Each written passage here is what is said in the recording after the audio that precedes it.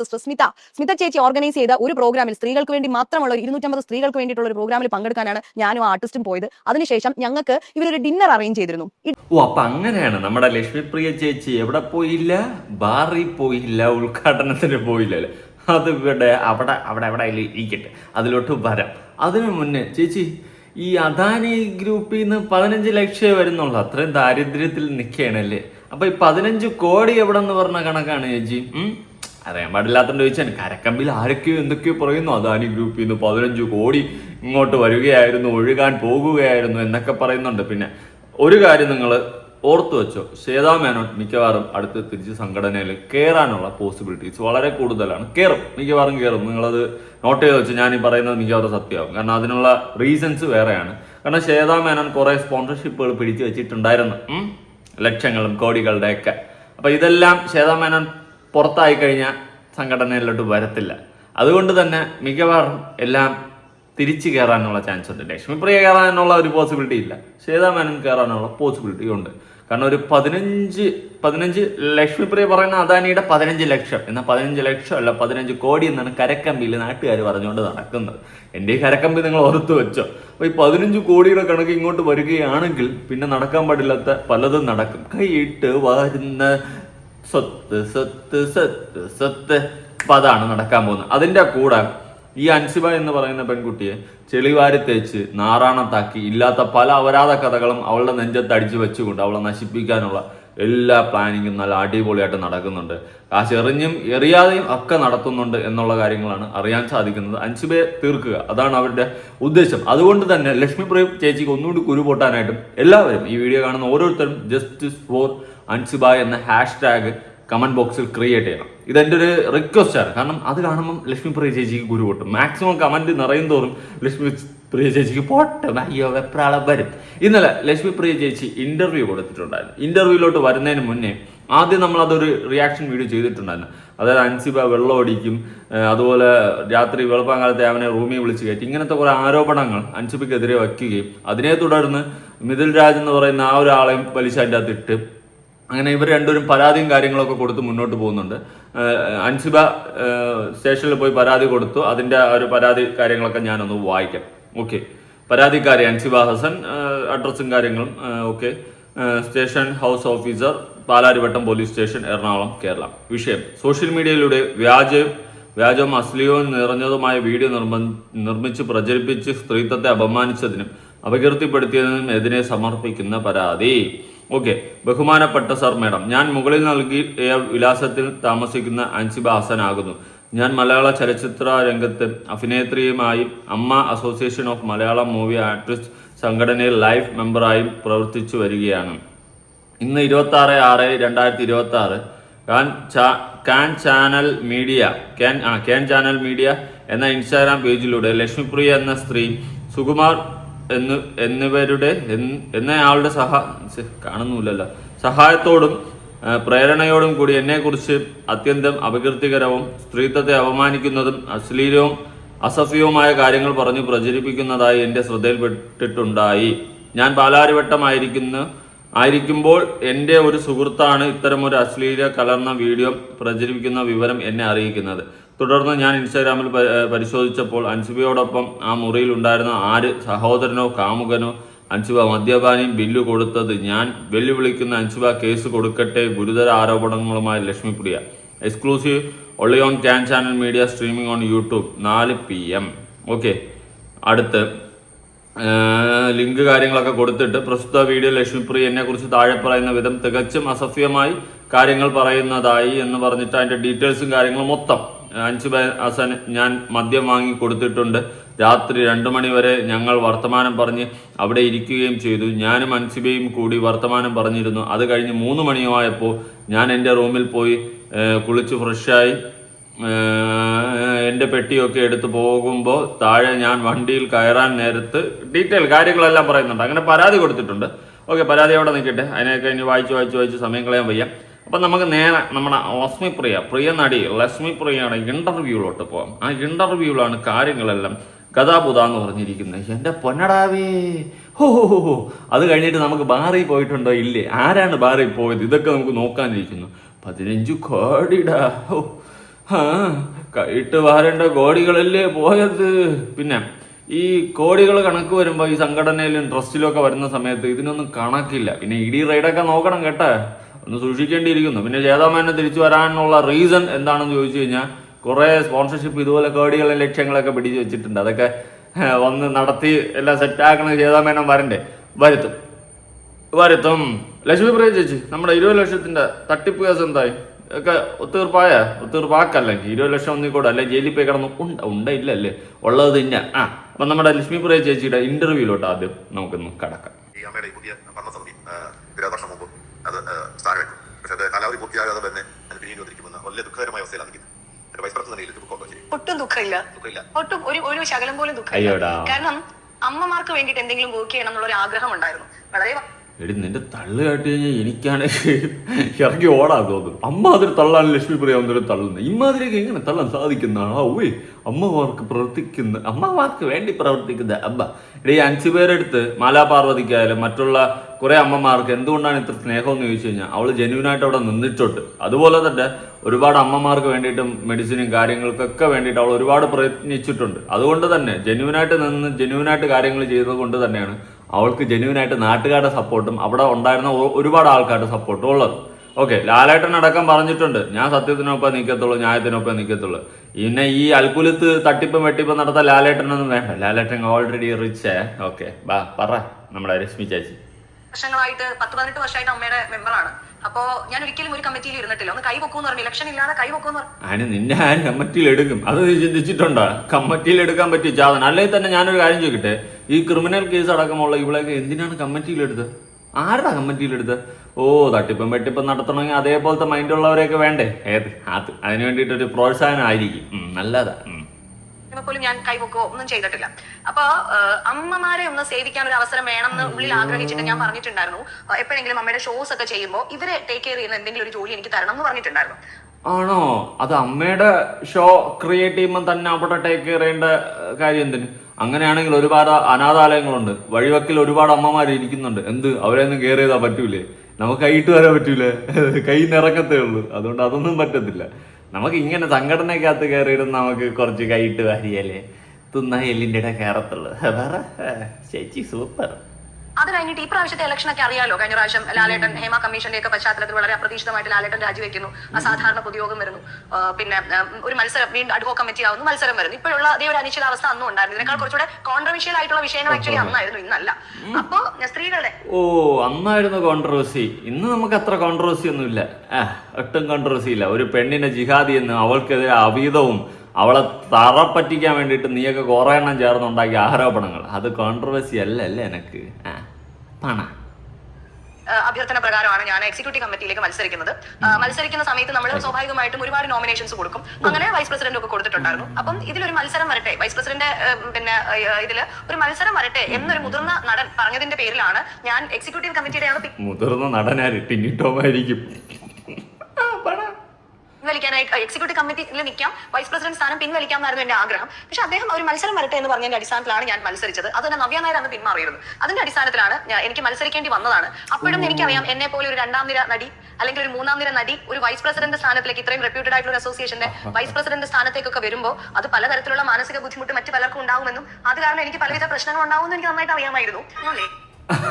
ഊതല്ലേ, കൂടുതൽ ഊതി കഴിഞ്ഞാൽ നമുക്ക് കേട്ടോണ്ടിരിക്കുമ്പോൾ ചിരി വരും. അയ്യോ ലക്ഷ്മി പ്രിയയുടെ സ്ഥാനം കണ്ട് എല്ലാവർക്കും അങ്ങോട്ട് കുരുപൊട്ടിയെന്ന്. ഞാനിപ്പോഴും ആലോചിക്കുകയാണ്, ക്രിമിനൽ കേസ് അടക്കമുള്ള നീ എങ്ങനെ ഈ സ്ഥാനത്തിൽ വന്നു? നിന്നെ ആരാണ് ഈ സ്ഥാനത്തിലോട്ട് റെക്കമെൻഡ് ചെയ്തത്? ആരാണ് നിന്നെ ഈ സ്ഥാനത്തിൽ പിടിച്ചിരുത്തിയത്? എനിക്ക് അതാണ് അറിയേണ്ടത്. ക്രിമിനൽ കേസാ. ഏത് കേസ്? Criminal case. 20 ലക്ഷം രൂപ ഒരു പ്രൊഡ്യൂസറിനെ തട്ടിപ്പ് നടത്തി ക്രിമിനൽ കേസ് കോടതിയിൽ നിൽക്കുന്ന ഈ പ്രതിയായിട്ടുള്ള എങ്ങനെയാണ് ഈ സ്ഥാനത്തിൽ കയറിയെന്നാണ് എന്റെ ക്വസ്റ്റ്യൻ. ഓക്കെ,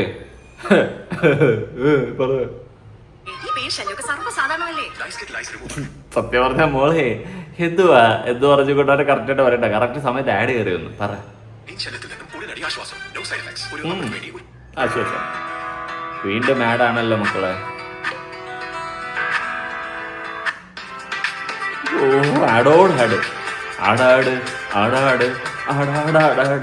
അപ്പോ പക്ഷെ അത് അല്ലാതെ വേറെ ഒന്നും നിവൃത്തിയില്ലായിരുന്നു. ഞാൻ ഇപ്പോഴും പറയുന്നു കുറച്ചുകൂടെ ഒരു ബെറ്റർ ആയിട്ടുള്ള വേറൊരു ഓപ്ഷനും കൂടെ അവിടെ ഉണ്ടായിരുന്നെങ്കിൽ തീർച്ചയായിട്ടും ഞാൻ എന്റെ നോമിനേഷൻ പിൻവലിച്ചേനെ. അമ്മ പിരിച്ചുവിട്ടതിൽ എനിക്ക് ദുഃഖമുണ്ട്. എനിക്ക് വൈസ് പ്രസിഡന്റ് സ്ഥാനം ഞാൻ അതിന് മുന്നേ തന്നെ രാജിവെക്കാനായിട്ട് തയ്യാറായിരുന്നു. അമ്മയിലെ അംഗത്വവും രാജിവെക്കാൻ തയ്യാറായിരുന്നു. പക്ഷെ ഒന്ന് മാറിയിരുന്ന് പൊട്ടിക്കര, അതായിരിക്കും കുറച്ചുകൂടി നല്ലത്. ഒന്ന് കരയടി, ഒന്ന് നിനക്ക് ഇനിയെങ്കിലും ഒന്ന് കരഞ്ഞൂടേടി ലക്ഷ്മി ചേച്ചി, കരഞ്ഞൂടെ? ബുള്ളറ്റ് വീക്ഷയിൽ അന്ന് കരഞ്ഞത് കണ്ടതാ, പിന്നെ നമ്മുടെ ആരെയൊക്കെ പ്രാകുന്നത് കണ്ടതാ, പിന്നെ ഇതാ ഇപ്പോഴാ കാണുന്നത്. ഇനിയെങ്കിലും ഒന്ന് പൊട്ടിക്കരഞ്ഞൂടേടി നിനക്ക് എന്ന് നമ്മുടെ ആര്യ ശൈലം ചോദിച്ചു കേട്ടാ. കാര്യക്കണ്ട. ഈ കമ്മിറ്റി പിരിച്ചുവിട്ടില്ലായിരുന്നെങ്കിൽ ഈ ഒരു 45 ദിവസം കണക്ക് അവതരിപ്പിക്കുന്നതിന് വേണ്ടിയിട്ട് ശ്വേത ചേച്ചി 7 മണിക്കൂർ നിന്ന് റിക്വസ്റ്റ് ചെയ്തിരുന്നല്ലോ. അത് കിട്ടുമായിരുന്നെങ്കിൽ എനിക്ക് ഉറപ്പാണ് അടുത്ത മാസം 14-ാം തീയതി, അതായത് ജൂലൈ മാസം 14-ാം തീയതി അമ്മയുടെ അക്കൗണ്ടിലേക്ക് അദാനി ഗ്രൂപ്പിന്റെ ഒരു 15 ലക്ഷം രൂപ ചാരിറ്റി ആയിട്ട് ഞങ്ങൾക്ക് ലഭിക്കുമായിരുന്നു. അമ്മയിലേക്ക് 15 ലക്ഷമാണോ 15 കോടിയാണോ എങ്ങനെ അറിയുന്നുണ്ടെന്നായിരിക്കും. കരക്കമ്പിൽ ആരൊക്കെയോ പറയുന്നത്, നമുക്ക് ഉറപ്പൊന്നുമില്ലടേ. കരക്കമ്പിൽ ആരൊക്കെയോ പറയുന്ന അദാനി ഗ്രൂപ്പിൽ നിന്ന് ഒരു 15 കോടിയാണ് വരാൻ പോകുന്നതെന്ന്. അപ്പൊ ചേച്ചി ഒന്ന് 15 ലക്ഷം പൂജ്യങ്ങളൊക്കെ വെട്ടിക്കുറയ്ക്കണം. പൂജ്യത്തിന് വിലയില്ലെന്ന് ചളപടർന്ന് കിട്ടണം. എന്തു ചേച്ചി മോശം മോശം മോശം മോശം. 15 ലക്ഷം തരാൻ അദാനി. അദാനിയൊക്കെ കോടികളുടെ കൊക്കക്കോടിയുടെ കളി കളിക്കുമ്പം 15 ലക്ഷമോ? ഇത് ആരോടാ പറയുന്നത്? ആരെ പറഞ്ഞു പറ്റിക്കുന്നു? അല്ലെങ്കിൽ തന്നെ ഇതിപ്പോ പറയേണ്ട കാര്യം എന്താ? ഞാൻ ഓൾറെഡി അദാനിയുടെ കേസ് അറിഞ്ഞതാ, അപ്പോ ഞാൻ മിണ്ടാതിരുന്നതാ. ഓക്കെ, അപ്പൊ നോക്കിയപ്പോ ഇന്റർവ്യൂവിൽ വിളിച്ചു പറയുന്നത് അടിപൊളി 15 ലക്ഷം തള്ളുമ്പോൾ മയത്തി തള്ള ചേച്ചി. 15 ലക്ഷം അങ്ങേർക്ക് എന്ത്, അങ്ങനെ മൂക്കുപൊടി വലിക്കാൻ ചിലപ്പോൾ ഉപയോഗിക്കും 15 ലക്ഷം. അല്ലെങ്കിൽ തന്നെ ചേച്ചി 20 ലക്ഷം തട്ടിപ്പ് നടത്തിയിട്ടിരിക്കുകയാണ്. ഈ 15 കോടിയിൽ നിന്ന് ഷെയർ കിട്ടിയതിന് ശേഷം 20 ലക്ഷം എടുത്ത് കൊടുക്കാമെന്നായിരിക്കും. എല്ലാം മൂഞ്ചി പോട്ടെ, അമ്മച്ചിയുടെ മാവും കലമായി. സത്യം പറഞ്ഞ എല്ലാ ഉടായ്പകളും തട്ടിക്കേട്ട് നമ്മുടെ അൻസിബയാണ് നമ്മുടെ സിംഗപ്പണ് ഒരു ഫയലും കൊണ്ട് വന്ന് പിന്നെ സംഘടനയെ കാണാനില്ല, തുടച്ചു നീക്കി. അത് വന്നിരുന്നെങ്കിൽ ശ്വേതാ മേനോൻ എന്ന് പറയുന്ന പ്രസിഡന്റ് വർഷങ്ങളോളം ഇന്നസെന്റ് അങ്കിൾ പ്രസിഡന്റ് ആയിട്ടിരുന്ന പോലെ ശ്വേതാ മേനോൻ ആ സ്ഥാനത്ത് തുടരുമായിരുന്നു. അതുകൊണ്ട് തന്നെ വാശിക്ക് വേറെ മാടമ്പിമാർക്കൊന്നും അങ്ങോട്ട് കയറാനായിട്ട് പറ്റില്ല. ഇതൊരു വലിയ സംഖ്യയാണല്ലോ, ഒരു ഷോ നടത്തിയിട്ട് കിട്ടുന്ന ഒന്നുമല്ല. ശ്വേതാ മേനോൻ എന്ന വ്യക്തിയുടെ കോൺടാക്റ്റിൽ കിട്ടുന്ന ഒരു എമൗണ്ട് ആണ്. അപ്പൊ അത് പിന്നെ ആർക്കും അത് ചിന്തിക്കാൻ പറ്റില്ല. അതുകൊണ്ട് തന്നെ ഇറക്കി വിട്ടതാണ്. അത് സിദ്ദിഖ, ഇടവേള ബാബു, പിന്നെ അതുപോലെ ബാബുരാജ്, ഇവരുടെ നേതൃത്വത്തിൽ അത് തന്നെ നോക്കിക്കഴിഞ്ഞാൽ മനസ്സിലാവും. ബാബുരാജ് ഏട്ടനാണ് രണ്ടാമത് രജിസ്റ്ററിൽ സൈൻ ചെയ്തിരിക്കുന്നത്. രജിസ്റ്റർ ഉണ്ടല്ലോ നമ്മൾ വരുമ്പോ ഒപ്പിടുന്ന രജിസ്റ്റർ, ആ രജിസ്റ്ററിൽ രണ്ടാമതായിട്ട് ഒപ്പിട്ടത് നമ്മുടെ ബാബുരാജ് ഏട്ടനായിരിക്കും. കൈയിട്ട് വരാൻ കാത്തിരുന്നത് ആരാണ് കൈയിട്ട് വരാൻ കാത്തിരുന്നത് ആരാണ്? അമ്മയെന്ന സംഘടനയിൽ കാത്തിരുന്നത് ആരാണ്? കോടികൾ വരുമ്പോൾ ലക്ഷങ്ങളെങ്കിലും അല്ലെങ്കിൽ കുറച്ച് കോടികളെങ്കിലും കൈയിട്ട് വരാൻ കാത്തിരുന്നത് ആരാണ്? നടന്നില്ല, എല്ലാം ഫ്ലോപ്പായി. ഫ്ലോപ്പാക്കി, ആര് പൊളിച്ചടുക്കി? അൻസിബ സിംഗപ്പെണ്ണെ. ഓക്കെ, കൈയിട്ട് വാരി മുഞ്ചി തിരിഞ്ഞ് കമ്പിത്തിരിയായി പോയില്ലേടി. ഫേസ്ബുക്കിൽ എഴുതും ലക്ഷ്മിപ്രിയ ഭയങ്കര ജാടയാണ്, അങ്ങനെ ഒരാൾ എഴുതിയിട്ടുണ്ട്, അതും പറയും. മനസ്സിലായില്ലേ? അപ്പൊ ഈ ഒരു ചോദ്യം വന്നു, എനിക്ക് അതൊരു ഓക്വേർഡായിട്ട് തന്നെ തോന്നി. ഞാൻ എന്റെ എന്ത് ഫോട്ടോയെ കുറിച്ചായി പറഞ്ഞതെന്ന് ചോദിച്ചു. അത് കഴിഞ്ഞപ്പോഴത്തേക്ക് ചേച്ചി ഞാൻ വിളിക്കാമെന്ന് പറഞ്ഞു, എന്നെ വിളിച്ചിട്ടില്ല. അത് കഴിഞ്ഞിട്ട് തൊട്ടടുത്ത ദിവസം ഞാൻ മെസ്സേജ് അയച്ചു, അൻസിബ എന്ത് ഫോട്ടോയുടെ കാര്യമാണ് മോള് ചോദിച്ചു. ഞാൻ വിളിച്ചു, എടുത്തില്ല. ആ കുട്ടി എടുത്തില്ല. അപ്പൊ ഞാൻ ചോദിച്ചു, മോൾ എന്റെ എന്ത് ഫോട്ടോയെ കുറിച്ചാണ് പറയുന്നത്? ഞങ്ങളുടെ ഗുരു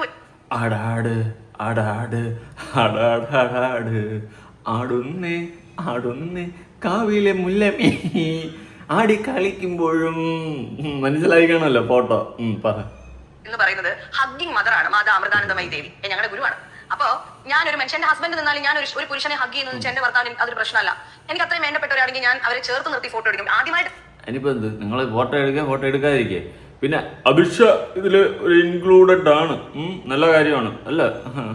വരട്ടെ. നമുക്കിപ്പോ ലക്ഷ്യം അൻസിബയെ തകർക്കണം അല്ലേ ലക്ഷ്മി പ്രിയെ? അത് നമുക്ക് ചെയ്യണ്ടേ, തകർക്കാം. കാണുന്ന മനുഷ്യനാണെങ്കിൽ ഞാൻ തോളത്ത് കൈ വെച്ച് ഫോട്ടോ എടുക്കാറുണ്ട്, അതിൽ എനിക്കൊരു തെറ്റ് തോന്നുന്നില്ല. പിന്നെ എനിക്ക് അത്രയും വേണ്ടപ്പെട്ട ഒരു മനുഷ്യനാണെങ്കിൽ സന്തോഷം കൊണ്ട് ഞാൻ കവിളത്തൊരു ഉമ്മ കൊടുക്കും, അതിലൊരു തെറ്റ് പറയാനില്ല. ഇതല്ലാത്ത കവിളിനയിൽ കുങ്കുമമോ പരിവാരവർണ്ണ പരാഗങ്ങൾ പറ. ഞാൻ ഒരാളുടെ മടിയിലിരിക്കുന്നതോ ഒരാൾക്ക് വാരി കൊടുക്കുന്നതോ ഒരാളുടെ കൂടെ വേറെ എന്തെങ്കിലും ചെയ്യുന്നതോ ആയിട്ടുള്ള ഫോട്ടോസ് കാണില്ല. മോളുടെ ഫ്രണ്ട് ആർജിയെ കണ്ട ഫോട്ടോ എന്താണെന്ന് മോളൊന്ന് പറയണം എന്ന് പറഞ്ഞിട്ട് തന്നെ ആ മെസ്സേജ് ഒക്കെ ഇപ്പോഴും എന്റെ ഫോണിൽ കിടപ്പുണ്ട്, ടൈമും ഡേറ്റും സഹിതം. അപ്പൊ ആ കുട്ടി വിളിച്ചിട്ട് ആ കുട്ടി പറഞ്ഞു, ചേച്ചി ഞാനൊരു വർക്കിലാണ്, പിന്നെ വിളിക്കാം എന്ന് പറഞ്ഞു. ഓക്കെ, രാത്രി 11:30 മണിക്കാണ് ഓക്കെ എന്ന് പറഞ്ഞു, വിളിക്കുന്നില്ല. പിന്നെ 2 ദിവസം കഴിഞ്ഞപ്പോഴത്തേനും നമ്മള് പിന്നെ IFFK അവിടെ നിൽക്കട്ടെ, ഫോട്ടോ അല്ലേ, ഫോട്ടോയിലോട്ട് ഞാൻ കൂടുതൽ പറയുന്നില്ല. പറയാം എല്ലാം നിങ്ങൾ സബ്സ്ക്രൈബ് ചെയ്ത് വെച്ചോ. പറയാതെ പോകില്ല, പറയും. ആടാട് എങ്ങനെയൊക്കെ ഫോട്ടോ ആടാട് അടാട് അതിലൊന്നും നിങ്ങൾ ഊഹിച്ച് പൂരിപ്പിച്ചെടുത്തോണം. ഞാൻ കൂടുതലൊന്നും പറയില്ല, തുപ്പി കാണിച്ചു തരാം. അറിയില്ല. ഇതാണ് ഇതിന്റെ സത്യം. അപ്പൊ അതിന് എന്റെ ശബ്ദത്തിനെ വെച്ചിട്ട് നിങ്ങൾ എന്നെ വ്യാഖ്യാനിക്കരുതെന്നൊരു റിക്വസ്റ്റും കൂടിയുണ്ട്. അപ്പൊ ഇതിലേക്ക് വന്നാൽ ഈ കുട്ടി പിന്നെ രാവിലെ 11 മണിക്ക് എത്താനായിട്ട് പറയുന്നു. ഈ കുട്ടി 10:30 ആയപ്പോഴത്തേക്ക് അവിടെ വരുന്നു. ഞാൻ പക്ഷേ 11:20 ചെന്നത്. ഞാൻ അവിടെ മോളെ ഡോക്ടറെ കാണിച്ചുകൊണ്ട് നിൽക്കുമായിരുന്നു. അത് കഴിഞ്ഞിട്ടല്ല, അതിന്റെ ഇടയ്ക്കൊന്നും തന്നെ 11:20 അതിന് പനിയായിരുന്നു കുഞ്ഞിന്. ഞങ്ങൾ 11:20 അവിടെ എത്തിയപ്പോൾ അൻസിബയുടെ കൂടെ മിഥിലാജ് എന്ന് പറയുന്ന ഒരു മാധ്യമ പ്രവർത്തകരും വേറൊരു എനിക്ക് അറിയാത്ത ഒരു മനുഷ്യനും അവിടെ ഉണ്ടായിരുന്നു. അപ്പോൾ SI വേറൊരു പരാതി കേട്ടോണ്ടിരിക്കുകയായിരുന്നു. മാനസിക ദൗർബല്യമുള്ള ഒരു കൊച്ചിന്റെ പരാതി കേൾക്കായിരുന്നു. അതിന്റെ പേരൻസും ഉണ്ട്. അപ്പൊ അതിനെ അങ്ങനെ അവിടെ നിർത്താനായിട്ട് പറ്റുന്ന ഒരു സാഹചര്യമല്ല. അപ്പോൾ അത് കഴിഞ്ഞിട്ടാണ് ഞങ്ങളെ അകത്തോട്ട് കയറ്റിയത്. അപ്പോൾ റൈറ്ററുടെ അടുത്തായിട്ട് ഒരു പഴയ കസേര ഉണ്ടായിരുന്നു. അവിടെ ഞാനിരുന്നു. ഈ കൊച്ച് താഴെ എല്ലാവർക്കും ഉള്ള കസേരയിൽ ആ കുഞ്ഞ് അവിടെ ഇരുന്നു, അൻസിബ അവിടെ ഇരുന്നു. അപ്പൊ എനിക്ക് കാണാം ഇവർ വർത്താനം പറയുന്നതും ചിരിക്കുന്നതും മിണ്ടുന്നതൊക്കെ എനിക്ക് കാണാം. ഞാൻ ഇവിടെ അകത്ത് ഇങ്ങനെ ഇരുന്നു. അപ്പം അകത്ത് ഞാൻ ഇരിക്കാൻ കാരണം കുഞ്ഞകത്തോട്ട് കയറിയാണ് ഞാൻ അവിടെ ഇരിക്കുന്നത്. അപ്പൊ 12 മണി കഴിഞ്ഞപ്പോഴത്തേക്ക് ഞങ്ങൾ അകത്തേക്ക് വിളിക്കുന്നു. ഒരു 20 മിനിറ്റോളം സംസാരിച്ചു SI. അത് തന്നെ SIക്ക് മനസ്സിലായി ഈ കുട്ടി പറയുന്നൊക്കെ കള്ളമാണെന്ന് മനസ്സിലായി. ഈ കുട്ടി ലാസ്റ്റ് അങ്ങനെ ആർജം സത്യം മാത്രം പറയുന്നത് നമ്മുടെ ലക്ഷ്മിപ്രിയ ചേച്ചിക്ക് അഭിവാദ്യങ്ങൾ. ഈ പറയുന്ന മിഥിൽ രാജിനെ വെച്ചിട്ടാണ് അൻസിബ അഭിഹിതമാക്കി പറഞ്ഞത്. ഇവിടെ ഫ്രണ്ട്സ് ആകുമ്പോൾ സംസാരിക്കും, മിണ്ടും, ഒരുമിച്ചിരിക്കും, ഒരുമിച്ച് നടക്കും. അതിനിപ്പോൾ എന്ത്? ഫ്രണ്ട്സ് ആകുമ്പോൾ അങ്ങനെയൊക്കെ ചെയ്യും. ഇപ്പം എനിക്കും ഫ്രണ്ട്സ് ഉണ്ട്. അവരെ കണ്ടു കഴിഞ്ഞാൽ ഞാനും ചിലപ്പോൾ ഹഗ് ചെയ്യും, ചിലപ്പോൾ ഒരുമിച്ച് നടക്കും, ഒരുമിച്ചിരിക്കും. എന്ന് വെച്ചിട്ട് മറ്റേ പരിപാടിയാണെന്നുള്ള രീതിയിലുള്ള നിങ്ങളെ മറ്റേ അൽക്കുലത്ത് സ്വഭാവ വർത്തമാനമില്ലേ നിങ്ങളെ ഇറക്കിയത്, തന്തയിലായ്മയെന്നേ ഞാൻ പറയത്തുള്ളൂ. ഓക്കെ, നിങ്ങൾ അമ്മാതിരി തൊട്ടി വർത്താനാണ് പറഞ്ഞത്. അൻസിബ അടിച്ച് പാമ്പായി ഞാനാണ് അവർക്ക് കുപ്പി എടുത്തെടുത്ത കോപ്പാണ്. നാണല്ലേ? നിങ്ങളൊരു ചെറിയല്ലേ? എന്തായാലും മൂഞ്ചിത്തിരിഞ്ഞ് കമ്പിത്തിരിയായെന്നറിയാം. അപ്പൊ ഇനി കൂടെ നിന്ന് ഓപ്പോസിറ്റ് നിന്നതിനൊക്കെ എതിരെ എന്തെങ്കിലുമൊക്കെ വായി തോന്നുന്ന എന്തെങ്കിലും അവരാതെ ഒരു പെണ്ണിന്റെ ലൈഫ് തുലയ്ക്കാൻ വേണ്ടിയിട്ട് ഒരു ആണുമായിട്ട് ബന്ധം ഈ സാധനം എടുത്തിടുന്നു.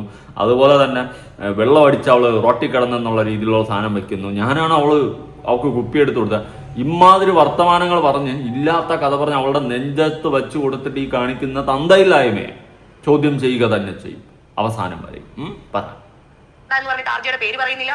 എവിടെയാണ് ഈ ഫോട്ടോ എടുത്തത് അതിനെ കുറിച്ച് പറയാനില്ല. ഏത് ഫോട്ടോയാണ് കണ്ടെന്ന് ഒന്നും പറയാനില്ല. ലാസ്റ്റ് പറഞ്ഞത് ഇൻസ്റ്റാഗ്രാമിൽ ഫോട്ടോ പോസ്റ്റ് ചെയ്തിട്ടുണ്ടല്ലോ, വീഡിയോ, അതിനെ കുറിച്ചാണെന്ന്. അപ്പോഴാണ് എനിക്ക് മനസ്സിലാകുന്നത് ഞാനും വേറൊരു ആർട്ടിസ്റ്റും കൂടി പോയെന്ന് പറഞ്ഞല്ലോ, ആ ഒരു പ്രോഗ്രാമിനെ കുറിച്ചാണ് പറയുന്നത്. ആ പ്രോഗ്രാം ഓക്കെ, ഇൻസ്റ്റാഗ്രാം. എന്തിനാണ് വീഡിയോ മുക്കിച്ചത് ചേച്ചി? ആ ചാനലുകാരെ, ആ ഓൺലൈൻ മീഡിയാസിനെ വിളിച്ചിട്ട് എന്തിനാണ് ഒരു വീഡിയോ മുക്കിച്ചത്? അത് പറ. അത് പറഞ്ഞു കഴിഞ്ഞാൽ പ്രശ്നം തീർന്നു. ഇപ്പൊ യൂട്യൂബ് വീഡിയോസിലൊക്കെ ഭയങ്കര അപമാനിച്ചുകൊണ്ട് ഞാൻ ഏതോ ബാറിന്റെ ഉദ്ഘാടനത്തിന് ഒന്നും അല്ല പോയത്. ബാറിന്റെ ഉദ്ഘാടനത്തിന് പോകും ചേച്ചി. ബാറിന്റെ ഉദ്ഘാടനത്തിനല്ലേ പോയത്? പാക്കത്താനെ പാക്കട്ടമാ പാത്ത് തരാം അല്ലേ? വേണ്ട ചേച്ചി പറ, നമുക്ക് എന്നിട്ട് ബാറിന്റെ ഉദ്ഘാടനത്തിലോട്ട് പോവാം. ചേച്ചി പറ. പോകുന്ന വ്യക്തിയുമല്ല ഞാൻ. ആ കാശും എനിക്കൊണ്ട് വേണ്ട. എന്റെ കസിൻ സിസ്റ്റർ, എന്റെ ഹസ്ബൻഡിന്റെ കസിൻ സിസ്റ്റർ സ്മിത ചേച്ചി ഓർഗനൈസ് ചെയ്ത ഒരു പ്രോഗ്രാമിൽ സ്ത്രീകൾക്ക് വേണ്ടി മാത്രമുള്ള 250 സ്ത്രീകൾക്ക് വേണ്ടിയിട്ടുള്ള ഒരു പ്രോഗ്രാമിൽ പങ്കെടുക്കാനാണ് ഞാനും ആർട്ടിസ്റ്റും പോയത്. അതിനുശേഷം ഞാൻ സ്ത്രീകൾക്ക് വേണ്ടി പോരാടുന്ന, അമ്മമാർക്ക് വേണ്ടി നിൽക്കുന്ന, കണ്ണിൽ ഉണ്ണി കണ്ണിൽ ചുണ്ണി ആയിട്ടുള്ള ലക്ഷ്മിപ്രിയയാണ് സുഹൃത്തുക്കളെ. പറ. ഇവരൊരു ഡിന്നർ അറേഞ്ച് ചെയ്തിരുന്നു. ഈ ഡിന്നർ എന്ന് വെച്ചാൽ ചേച്ചിയുടെ സുഹൃത്തുക്കൾ, ചേച്ചിയുടെ ഹസ്ബൻഡ്, ചേച്ചിയുടെ മകൻ, ഞാൻ, നമ്മുടെ ലളിതകലാ അക്കാദമിയുടെ മുൻ ചെയർമാനായിരുന്നു സുരേഷ് സോമ സാറ്, ഇങ്ങനെ കുറെ അധികം പേരുണ്ട്. അപ്പൊ സുരേഷ് സാറിന് നല്ല കൊട്ടും നാടൻ പാട്ടും ഒക്കെ കേട്ടപ്പോൾ എന്നോട് പാട്ട് പാടാൻ പറഞ്ഞപ്പോൾ ഞാൻ പറഞ്ഞു എനിക്ക് പാടാനൊന്നും അറിയില്ലെന്ന് പറഞ്ഞിട്ട് ഞാൻ അവിടെ നിന്ന് താടക എന്ന രാജകുമാരി വിന്ധ്യശൈലത്തിന്റെ താഴ്വരയിലുള്ള കവിത ഞാൻ അവിടെ പോയി നിന്ന് ചൊല്ലി. ഇതല്ലാതെ ഞാൻ മദ്യപിക്കുകയോ, ഞാൻ ബോധം കെടുകയോ, ഞാൻ ഡാൻസ് ചെയ്യുകയോ, ഞാൻ ഒരു കാര്യങ്ങളും ചെയ്തിട്ടില്ല. അങ്ങനെ ചെയ്തിട്ടുണ്ടെങ്കിൽ അതിന്റെ വീഡിയോ അവർ കാണിക്കട്ടെ. യൂട്യൂബേഴ്സിനാണ് ഞാൻ പറഞ്ഞത്, അങ്ങനെ ഉണ്ടെങ്കിൽ അത് കാണിക്കട്ടെ. കാണിക്കാൻ ആർക്കും പറ്റിയിട്ടില്ലല്ലോ. ഈ നിമിഷം വരെ ഇത്രയും അലിഗേഷൻസ് പറയുന്നത് കാണിക്കാനായിട്ട് പറ്റിയിട്ടില്ല. അപ്പോ ഈ വീഡിയോയാണ് കാണിക്കല്ലേ, മുക്കിച്ചിട്ട് കാണിക്കാൻ പറയുന്നത്. എന്തായാലും കാണിക്കാൻ പറഞ്ഞതിലേക്ക് ഞാൻ കാണിച്ചിട്ട് ഇനി ഇങ്ങോട്ട് വരുന്നുള്ളൂ. ചേച്ചി ഇത് കണ്ട കാന്താരി കിച്ചൺ. ഈ കിച്ചണിലെ മുളക് നിങ്ങൾ ശ്രദ്ധിക്കണം, നാട്ടുകാർ ശ്രദ്ധിക്കണം. ഈ മുളകിന്റെ കയ്യിൽ ഒന്നുമില്ല, ഇങ്ങനെ ഇരിക്കുകയാണ്. ഈ മുളകിന്റെ കയ്യിൽ അമ്മ സംഘടന വൈസ് പ്രസിഡന്റ്, പ്രമുഖ ചലച്ചിത്ര താരവുമായ ലക്ഷ്മിപ്രിയയും സിനിമാ താരവും നർത്തകിയുമായ വരദൈ എന്ന് പറഞ്ഞും കൊണ്ടാണ് ഈ സാധനം വന്നിട്ടുള്ളത്. അപ്പോൾ ഇവർ രണ്ടുപേരും കൂടിയാണ് ഈ പരിപാടി. കാന്താരി kitchen, SH hotel, Ras al Khaimah. കണ്ടില്ല, ഇത് ഞാൻ കണ്ടുപിടിച്ചെന്നില്ല, അതിലുള്ള സാധനമാണ്. ഇനി ഒരു വീഡിയോ ക്ലിപ്പ് കൊടുക്കാം. കാന്താരി കിച്ചൺ. ഓക്കെ, നോക്കിക്കോ. പാട്ടിട്ട് കഴിഞ്ഞാൽ നമുക്ക് കോപ്പി റൈറ്റ് ഇട്ടോടെ, നമുക്ക് എന്തിന്? ലക്ഷ്മിപ്രിയ ചേച്ചിയുണ്ട്, നടിമാരുണ്ട്, എല്ലാവരും കൂടി. ഇത് കിച്ചണാ? അതോ ബാക്കിൽ നോക്ക്. നില്ല് ബാക്കിൽ ഇരിക്കുന്നതേ നോക്കിക്കോ. നിങ്ങൾ നോക്കണം, നിങ്ങൾ ജനങ്ങൾ നോക്കണം, ഞാനല്ല നോക്കേണ്ടത്. കണ്ടല്ലോ കുപ്പി, കണ്ടല്ലോ ബാക്കി ഇരിക്കുന്ന കുപ്പികൾ, നല്ല ഭംഗിയുള്ള കുപ്പികൾ. ഓക്കെ, അതവിടെ ഇരിക്കട്ടെ. ഇനി അടുത്തതാ പാട്ടൊക്കെ പാടി ആഘോഷിച്ച് എന്റർടൈൻമെന്റ് ചെയ്ത് വളരെയധികം ആഘോഷിച്ച് പാട്ട് പാടി ഉറക്കമുണർത്തിയ ഇത് ബാറല്ല. ബാക്കിയിരിക്കുന്ന ബോട്ടിലുകളൊക്കെ കണ്ടല്ലോ നിങ്ങൾ, കണ്ടില്ലെങ്കിൽ കണ്ടോ. ഇനി കാന്താരി കിച്ചൺ. ഈ കാന്താരി മുളവിന്റെ കയ്യിലിരിക്കുന്ന എന്താ? ബിയർ. ബിയർ ബിയർ എന്ത്? ബിയർ. ഓക്കെ, ഇപ്പൊ ഞാൻ പറഞ്ഞ എല്ലാം മനസ്സിലാക്കി കാണുമല്ലോ. ചേച്ചി ബാറിൽ പോയിട്ടില്ല, ബാർ അറിഞ്ഞൂടാ, നമുക്ക് അയ്യോ നമ്മൾ എവിടെ എന്ത് ബാറോ, ഈ സെറ്റപ്പിലാണ് ചേച്ചി സംസാരിച്ച. ചേച്ചി അങ്ങനെ പറഞ്ഞതുകൊണ്ടാണ് കേട്ടോ, അല്ലെങ്കിൽ എനിക്ക് വിഷയമൊന്നുമില്ല, ഞാൻ ഇതിലൊന്നും ഇടപെടാൻ നിൽക്കൂല. ചേച്ചി പറ നോക്കട്ടെ. അറിഞ്ഞോ അറിയാതെയോ ഞാനൊരു കാരണമാണ്. 15 മിനിറ്റാണോ 20 മിനിറ്റ് അവർക്കൊക്കെ ഇഷ്ടംപോലെ സമയം കിട്ടി. എന്നാൽ ഇതിനെ കുറിച്ച് നമുക്ക് എന്താ പറയാനുള്ളതെന്ന് ആരും പറഞ്ഞിട്ടില്ല. നിങ്ങൾക്ക് ഇനിയിപ്പോ പറയാൻ പ്രത്യേകിച്ചൊന്നുമില്ല, ഈ പറഞ്ഞതൊക്കെ തന്നെ. എന്നോട് പാട്ട് പാടാൻ പറഞ്ഞപ്പോ ഞാൻ പറഞ്ഞു എനിക്ക് പാടാനൊന്നും അറിയില്ല. എനിക്ക് പാട്ട് പാടി ഉറക്കാനേ അറിയാവും. അപ്പം നമ്മളെ ചേച്ചി പറഞ്ഞെന്താ? ബാറിൽ പോയിട്ടില്ല, എനിക്ക് ബാർ അറിയത്തില്ല, ഞാൻ കിച്ചണിലാണ് പോയത് അല്ലേ. കണ്ടല്ലോ, ഞാനിന്ന് കൂടുതൽ തെളിവൊന്നും വെക്കണ്ടല്ലോ. ഇനി വേറെ മുക്കിയ വീഡിയോ ഉണ്ട്, നമുക്ക് അതിലോട്ടും വരാം. അതിന് മുന്നേ മുക്കിയ വീഡിയോയും കൂടി കാണാം, അല്ലെങ്കിൽ നിങ്ങൾ വിചാരിക്കും ഞാൻ കള്ളനാണ്. കണ്ട ഈ വീഡിയോ മുക്കിയ വീഡിയോസാണ്. അപ്പോൾ ഇതിൻ്റെ പിന്നാലെ ഡാൻസും പാട്ടും ഒക്കെ ഉണ്ടായിരുന്നു. വീഡിയോ മുക്കിയിട്ടുണ്ട്. എന്തായാലും നമുക്ക് ആ വീഡിയോ ഇപ്പോൾ ക്ലിക്ക് ചെയ്യുന്ന സമയത്ത് ഇൻസ്റ്റാഗ്രാമിൽ ആ വീഡിയോ കിട്ടത്തില്ല. കണ്ട, വേറെ വീഡിയോ ആണ് വരുന്നത്, ലക്ഷ്മിപ്രിയയുടെ വേറെ വീഡിയോ ആണ് വരുന്നത്. ആ വീഡിയോ മുക്കി കണ്ടല്ലോ. കറക്റ്റായിട്ട് അതും കൂടി നിങ്ങൾക്ക് തെളിവ് സഹിതം കാണിച്ചു തരാം. ഇനി പിന്നെ ഒന്നും കണ്ടില്ല, കണ്ട വേറെ വീഡിയോസാണ് വരുന്നത്. ഇപ്പോൾ ആ വീഡിയോ അവിടെ ഇല്ല, അത് മുക്കിച്ചതാ. എന്തിനു മുക്കി ചേച്ചി? അല്ലെങ്കിൽ ആ വീഡിയോ ചേച്ചി ഒന്ന് പോസ്റ്റ് ചെയ്യും, കാന്താരി കിച്ചൺ. അപ്പോൾ അല്ലെങ്കിൽ ആ വീഡിയോ ചേച്ചി ഒന്ന് പോസ്റ്റ് ചെയ്യിപ്പിക്കണം കേട്ടോ. അപ്പോഴും നമുക്ക് ആ ഡൗട്ട് അങ്ങ് തീർന്നു കിട്ടും. ചേച്ചി തള്ളുമ്പോൾ മയത്തി തള്ളു, ഇത് തള്ളുന്ന നമ്മളോടാണെന്നുള്ളൊരു ബോധം ചേച്ചിക്ക് ഉണ്ടാകുന്നത് നല്ലതായിരിക്കും. അല്ലെങ്കിൽ മൂഞ്ചിപ്പൂം ചേച്ചി, ഉള്ള കാര്യം ഞാൻ പറഞ്ഞ കൺഫേം. അറിഞ്ഞോ അറിയാതെയോ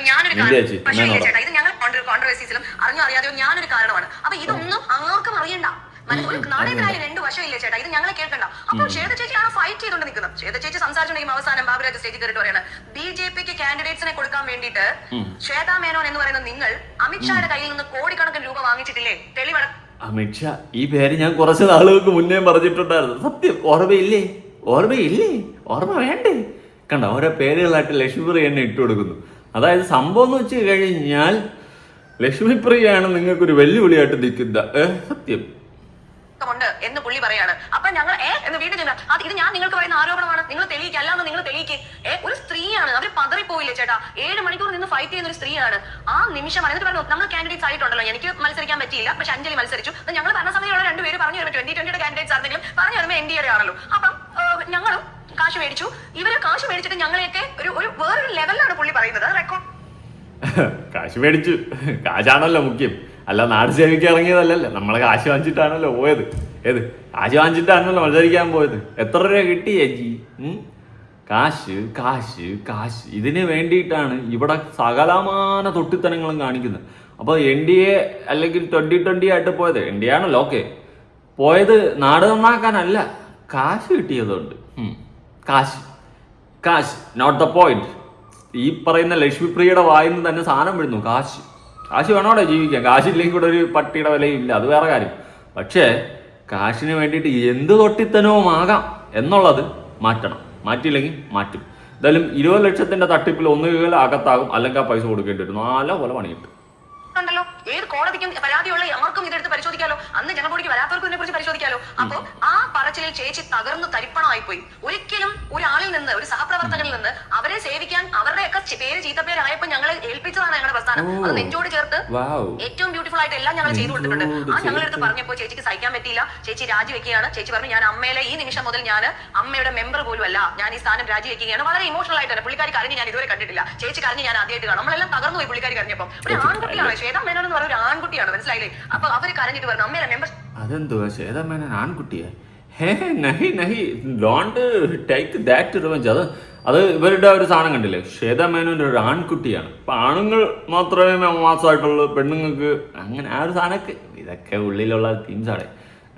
പിന്നെ ഒരിക്കലും ആണുങ്ങളോളം അത്രയും ഹെൽത്തി ആവത്തില്ല പെൺപിള്ളേർ, അതുള്ള കാര്യം ഇല്ലെന്ന് ഞാൻ പറയുന്നില്ല. ഫിസിക്കലി ഓക്കെ, മെന്റലി പെൺപിള്ളേരൊക്കെ സ്ട്രോങ് ആണ്, ഫിസിക്കലി ആൺപിള്ളേരാണ് എപ്പോഴും സ്ട്രോങ്. അതിപ്പോൾ മനുഷ്യന്റെ കാര്യത്തിൽ മാത്രമല്ല, മൃഗങ്ങളെടുത്താലും എന്തെടുത്ത് കഴിഞ്ഞാൽ ആൺപിള്ളേരാണ് അതിലൊക്കെ ഫിസിക്കലി സ്ട്രോങ്. മെന്റലി പെൺപിള്ളേർ ഭയങ്കര സ്ട്രോങ് ആണ് കേട്ടോ. പിന്നെ ഫിസിക്കലി സ്ട്രോങ് എന്ന് വെച്ച് കഴിഞ്ഞാൽ വേദനകൾ സഹിക്കാൻ ഒരുപാട് ആണുങ്ങളെക്കാളും കഴിവുണ്ട്. പക്ഷെ ആരോഗ്യം കുറച്ച് കൂടുതൽ ആണുങ്ങൾക്കാണ്. വേദനകൾ സഹിക്കുന്നത് ഏറ്റവും കൂടുതൽ പെണ്ണുങ്ങളാണ്. കാരണം പ്രസവ വേദന, അതിനെ പോലത്തെ വേറെ വേദനയൊന്നും ഇല്ലല്ലോ സഹിക്കാനായിട്ട്. പിന്നെ വീരിടിച്ച് മാസാമാസം ഇതെല്ലാം സഹിച്ചാണ് പെൺപിള്ളേർ ജീവിക്കുന്നത്. നമുക്ക് അതൊന്നും സഹിക്കേണ്ട ആവശ്യമില്ല ആൺപിള്ളേർക്ക്. അങ്ങനെ നോക്കുമ്പം ഫിസിക്കലി ഹെൽത്ത് ഈ പറയുന്ന ആൺപിള്ളേർക്കാണ്, പക്ഷെ വേദനകൾ സഹിക്കുന്നത് പെൺപിള്ളേരാണ്. ഓക്കെ, ഇപ്പം ചേച്ചി പറയുന്നതെന്ന് വെച്ച് കഴിഞ്ഞാൽ ശ്വേതാമേനോൻ ഒരു ആൺകുട്ടിയാണ്. അത് ആൺകുട്ടി അത്രയ്ക്കും ധൈര്യം ഒന്നായിരിക്കും. പറ. പോലും ഞാൻ രാജിവെക്കുകയാണ്, ഞാൻ നിങ്ങളെ കോടതിയിൽ കണ്ടോളാം എന്ന് പറഞ്ഞിട്ട് ഇറങ്ങി പോവാണ് ചേച്ചി. അത് കഴിഞ്ഞ് പുള്ളിക്കാരി എല്ലാവരും കൂടെ അനുനയിപ്പിച്ച് ഒരു VIP റൂം ഉണ്ട്, നമ്മൾ എല്ലാവരും തീരുമാനം എടുക്കാൻ പറഞ്ഞിട്ട് ഞങ്ങൾ രഞ്ജി പണിക്കർ സാറിന്റെ നേതൃത്വത്തിൽ ആ റൂമിലേക്ക് ആക്കി. ആ റൂമിൽ ഞങ്ങൾ ഇരിക്കുന്ന സമയത്താണ് ശ്രീമതി അൻസിബ ഹസന്റെ പ്രസംഗം അവിടെ നടക്കുന്നത്. മനസ്സിലായോ? 15 മിനിറ്റ് ഒരു പ്രസംഗം ഉണ്ടാകുന്നില്ല, 15 മിനിറ്റ് ആണോ 20 മിനിറ്റ്, അവർക്കൊക്കെ ഇഷ്ടംപോലെ സമയം കിട്ടി. എന്നാൽ ഇതിനെക്കുറിച്ച് നമുക്ക് എന്താ പറയാനുള്ളതെന്ന് ആരും പറഞ്ഞിട്ടില്ല. അപ്പോൾ സിജോയ് വർഗീസ് പ്രസംഗിക്കാനായിട്ട് കയറി കഴിഞ്ഞപ്പോഴത്തേനും പറഞ്ഞു നിക്കള് വേറെ ഒന്നുമല്ല. ഇതെന്തുവാ എന്ത് നിങ്ങൾ ബേസിക്കലി പ്രശ്നം കിടന്ന് വളവളാന്ന് വെട്ടുക. പറ ഇനി കേട്ടിട്ട് എനിക്ക് ഇനി തലപ്പരാൻ പിടിച്ച് ചൊറി പറഞ്ഞു. പറ ആവശ്യമില്ല. കാരണം ഇപ്പൊ എന്റെ മകളെ പിക്ക് ചെയ്യാനായിട്ട് ഞാൻ ആ റോഡിൽ പോയി നിന്നാലും മിനിമം 5 പേര് എന്റെ കൂടെ ഫോട്ടോ എടുക്കും. അത് എന്നോടുള്ള ഇഷ്ടക്കൂടുതലൊന്നുമല്ല. ബേസിക്കലി ബിഗ് ബോസ് സ്റ്റാർ വിത്ത് സിനിമ ആക്ട്രസ് വിത്ത് സെലിബ്രിറ്റി വരട്ടി. പറ. എന്നെ കണ്ട് മുഖപരിചയമുള്ള ഒരു വ്യക്തി എന്ന നിലയിൽ എന്റെ കൂടെ 5 പേരെങ്കിലും നിന്ന് സെൽഫി എടുക്കും. അതുകൊണ്ടാണ് നമ്മൾ ഈ പുറത്തിറങ്ങുമ്പോൾ എപ്പോഴും ഇനി സെൽഫി എടുത്തിട്ട് ഹാഷ്ടാഗ് ഇടണം. 20 ലക്ഷം സിബിലാലിനെ തട്ടിപ്പ് നടത്തിയ നടി എന്ന് പറഞ്ഞും കൂടി ഹാഷ്ടാഗ് ഇട്ടോ. കഷ്ടം. സെൽഫി എടുക്കാൻ പറ്റിയ സാധനം ആൾക്കാർക്ക് ഇപ്പോഴും വിവരമില്ല. അത് കണ്ടു കാണുമല്ലോ ന്യൂസ്. സാധാരണക്കാരെ പോലെ നമുക്ക് ഇറങ്ങി നടക്കാൻ പറ്റാത്ത, അതുകൊണ്ട് ഇച്ചിരി വൃത്തിയായിട്ട് പോകാൻ പറ്റുള്ളൂ. അപ്പൊ അങ്ങനെ ഇരിക്കുമ്പോ ഇങ്ങനെ എന്തോ സാധാരണക്കാരെന്ത് വൃത്തിയോടെ അല്ലേ നടക്കുന്നത്? ഇതെന്തോ മറ്റേടത്ത് വർത്താനം. ബേസിക്കലി പൊളിറ്റിക്കൽ ഇൻകറക്ട്നെസ് ആണ് എല്ലാം വായി തോന്നണേ വിളിച്ച് പറയുന്നത്. ചേച്ചി പറ. ചേച്ചിയുടെ ഫാനാണ് ഞാൻ. ചേച്ചിക്ക് ഒരു ആവത്തം വരാൻ വേണ്ടിയിട്ട് ഞാൻ സംസാരിക്കത്തില്ല. ഞാൻ ലക്ഷ്മി പ്രിയ ചേച്ചിക്കൊപ്പം മലക്കം പറഞ്ഞു. പറ ചേച്ചി. ആയിട്ടാണ് വരുന്നത്. വേറെ വ്യക്തമായ കണക്കിലുണ്ടായിരുന്നു പോലും അവിടെ ഉണ്ടായിരുന്നവർ അവിശ്വാസം പ്രകടിപ്പിച്ചത് കണക്കില്ല, ക്ലിയർ എന്ന് പറഞ്ഞു. പക്ഷേ എന്നിട്ടും അത് ക്ലിയർ ചെയ്യാനുള്ള ശ്രമം. അതായത് ഫസ്റ്റ് തന്നെ റിപ്പോർട്ട് അവതരണത്തിനെ തടസ്സപ്പെടുത്തുന്നുണ്ടായിരുന്നു. റിപ്പോർട്ട് അവതരിപ്പിക്കാൻ പാടില്ല, ഈ റിപ്പോർട്ട് ഞങ്ങൾ അംഗീകരിക്കുന്നില്ല എന്ന് തന്നെ പറഞ്ഞു. അപ്പൊ നമ്മളെ കേൾക്കാൻ തയ്യാറാവുന്നില്ല, 2 വശവും കേൾക്കാൻ തയ്യാറാണ്. അപ്പോ ഞങ്ങൾക്ക് കണക്കെഴുതി തരുന്നത് ഞങ്ങളാണോ കണക്കപ്പിള്ള? വൈസ് പ്രസിഡന്റ് ആയ ഞാനോ ജയൻ ചേർത്തലോ അല്ല, പ്രസിഡന്റ് ആയ ശ്വേതാമേനോനല്ല, സെക്രട്ടറി ആയ കുക്കു പരമേശ്വരനല്ല കണക്കെഴുതുന്ന ആളാണ്. ചാർട്ടേഡ് അക്കൗണ്ടന്റ് ആണ്, ഇതിനെ ക്രോഡീകരിക്കുന്ന ആൾ. ആ ആൾ ആദ്യം തന്നെ സ്റ്റേജിൽ വന്ന് നിന്നിട്ട് പറയുകയാണ് ഈ കണക്ക് തെറ്റാണ് എന്ന് അദ്ദേഹം തന്നെ പറയുമ്പോൾ ഞങ്ങൾ എന്ത് പറഞ്ഞിട്ട് അംഗീകരിക്കും? പറയിപ്പിച്ചതായിരിക്കാം. കാരണം അദ്ദേഹത്തിന് തന്നെ തോന്നിക്കാണും ഈ കമ്മിറ്റി പോയി കഴിഞ്ഞാൽ അദ്ദേഹത്തിനോട് നിലനിൽക്കണമല്ലോ. അപ്പൊ മറ്റേ ആൾക്കാരുടെ കൂടെ നിന്നാലേ പറ്റുള്ള. ക്ലിയർ കട്ടായിട്ട് ഞാൻ ചെന്ന് ചോദിച്ചല്ലോ. ഈ നീ മതി ഇനി തള്ളല്ല കേട്ടോ. ഇനി തള്ളിക്കഴിഞ്ഞാൽ ഞാൻ തെറിച്ച് വീഴും. ഞാനിവിടെ ബെഡിൽ ചാരിയാണ് ഇരിക്കുന്നത്. ഞാൻ തെറിച്ചങ്ങ് വീഴും. നിന്റെ തള്ളിന് കേൾക്കാൻ വയ്യ. ഞാൻ ബാക്കി വരാം. അതിനു മുന്നേ അൻസിബയുടെ ഒരു ഇൻസ്റ്റാ പോസ്റ്റ് വാക്കി. എൻ്റെ ഓരോ തരിയിലും കത്തിയിരിക്കുന്ന ഈ വേദനയ്ക്ക് വാക്കുകളിൽ ആദ്യം മെത്തച്ചിയാക്കി, പിന്നെ ജിഹാദിയാക്കി, മതപരിവർത്തനത്തിന്റെ പേരിൽ എന്നെ ഒറ്റപ്പെടുത്തി, ജനപ്രതിനിധി മുതൽ എവിടെ പോയ പലരും ഇതിന് കൂട്ടുനിന്നു. പക്ഷെ അതെല്ലാം കഴിഞ്ഞ് ആ ജനപ്രതിനിധിയുടെ മകൻ എനിക്ക് അയച്ച സന്ദേശം മാത്രം ബാക്കി. തളരരുത്. ചാരുകസേരയിൽ ഇരുന്ന് അവർ എൻ്റെ സ്വഭാവഹത്യ നടത്തി. മഹാനടൻ മുതൽ സഹപ്രവർത്തകർ വരെ. അവസാനം എൻ്റെ രണ്ടാനച്ഛൻ്റെയും പേരിൽ പോലും എന്നെ തേജോവധം ചെയ്തു. ഇപ്പോൾ സുഹൃത്തുക്കളിലേക്കും ആ ക്രൂരമായ വിരലുകൾ നീളുന്നു. കൂടെ പിറന്ന 4 സഹോദരങ്ങൾ കൂടെ എനിക്കുണ്ട് എന്ന ചിന്ത പോലും അവർക്ക് എന്നെ തകർക്കാൻ തടസ്സമായില്ല. ലക്ഷങ്ങൾ ഒഴുകി PR ഏജൻസികളെ കൊണ്ട് അവർ എനിക്കെതിരെ ഗൂഢാലോചന മെനയുന്നു. ഇനിയും അവർ ആക്രമിക്കും. ഇനിയും അവർ എന്നെ വേട്ടയാടും. എനിക്കറിയാം. പക്ഷേ എൻ്റെ സംഘടനയിൽ ഞാൻ ചോദിച്ച ഉത്തരമില്ലാത്ത ആ ചോദ്യങ്ങൾ വായുവിൽ അലയുന്നുണ്ട്. അവ എന്നേക്കുമായി മൗനമാക്കപ്പെട്ടില്ല. ജീവൻ തന്നെ അപകടത്തിലാണെന്ന് അറിഞ്ഞിട്ടും ഞാൻ പൊരുതാൻ തീരുമാനിച്ചത് എൻ്റെ ഒടുവിലത്തെ ആശ്രയം ഈ രാജ്യത്തിൻ്റെ നിയമം മാത്രമായതുകൊണ്ടാണ്. നീതി പുലരുമെന്ന ഉറച്ച വിശ്വാസത്തോടെ ഈ ക്രൂരതകൾക്കെതിരെ ഞാൻ ഇന്ന് പാലാരിവട്ടം പോലീസ് സ്റ്റേഷനിൽ ഔദ്യോഗികമായി പരാതി നൽകിയിട്ടുണ്ട്. സത്യം വെളിച്ചത്ത് വരിക തന്നെ ചെയ്യും. ഈ ഇരുളിൽ എന്നെ മുന്നോട്ട് നയിക്കുന്നത് ആ നീതിയുള്ള വിശ്വാസം മാത്രമാണ്. സ്നേഹത്തോടെ അൻസിബ. ഓക്കെ, അൻസിബ അനുഭവിക്കുന്നതിന് ഒരു കൈ കണക്കില്ല, ഒരു കുറവുമില്ല. അവനെ എങ്ങനെയൊക്കെ നശിപ്പിക്കാമെന്നാണ് ഇപ്പോൾ പലരും പ്രയത്നിക്കുന്നത്. ഈ ലക്ഷ്മിപ്രിയയുടെ വാ തുറന്നു കഴിഞ്ഞാൽ എല്ലാം തീർന്നു കേട്ടോ. ഇവളാണെങ്കിൽ വായി തോന്നി എല്ലാം വിളിച്ച് പറയുകയും ചെയ്യും. അതോടെ മൂഞ്ചി തിരിഞ്ഞ് കമ്പിത്തിരി ഉള്ളാരും പറയാം.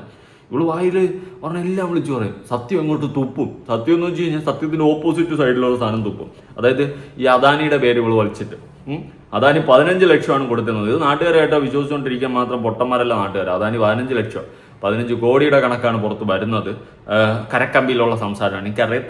എനിക്കറിയത്തില്ല ഇതൊന്നും. ഞാനിതൊന്നും അറിയുന്നില്ല. ഞാനിങ്ങനെ കണ്ണടച്ചിരുന്ന് പെട്ടെന്ന് സ്വപ്നത്തിൽ തോന്നുന്നതൊക്കെയാണ് വിളിച്ച് പറയുന്നത്. നിങ്ങൾ അങ്ങനെയാണ് കാര്യമാക്കാൻ. ചുമ്മാ കരക്കമ്പിൽ ആൾക്കാരൊക്കെ ഇങ്ങനെ പറയുന്നുണ്ട്. ഇതിലെന്തെങ്കിലും സത്യാവസ്ഥ ഉണ്ടോ എന്ന് നമ്മളെ പോലുള്ള പാവപ്പെട്ടവർ നോക്കണ്ടേ. അതല്ല അതിൻ്റെ ഒരു മാന്യത. പിന്നെ നമ്മുടെ ലക്ഷ്മിപ്രിയ ചേച്ചി ബാറിൽ പോയിട്ടില്ല. ബാർ ഉദ്ഘാടനം എനിക്ക് എന്തെന്ന് പോലും അറിഞ്ഞൂടാ. ആ രീതിയിലൊക്കെയാണ് സംസാരങ്ങൾ. നിങ്ങൾ കണ്ടല്ലോ. നിങ്ങൾ കണ്ടില്ലേ? നിങ്ങൾ കണ്ടില്ലെങ്കിൽ ഒന്നുകൂടി ഇരുന്ന് കാണും. കൂടുതലൊന്നും എനിക്ക് പറയാനില്ല. നിങ്ങളുടെ അഭിപ്രായങ്ങളോ കാര്യങ്ങളോ ഉറപ്പായിട്ട് താഴെ വേണ്ടിയാ. നമ്മളെ തകർക്കാൻ നോക്കും, നശിപ്പിക്കാൻ നോക്കും. നാളെ എൻ്റെ ജീവന് എന്തെങ്കിലും ആപത്ത് വന്നു കഴിഞ്ഞാൽ ഈ പറയുന്നവരൊക്കെ തന്നെ നിങ്ങൾ കൂട്ടിയാൽ മതി. പുതിയൊരു വീഡിയോ ഇടണം. ബൈ.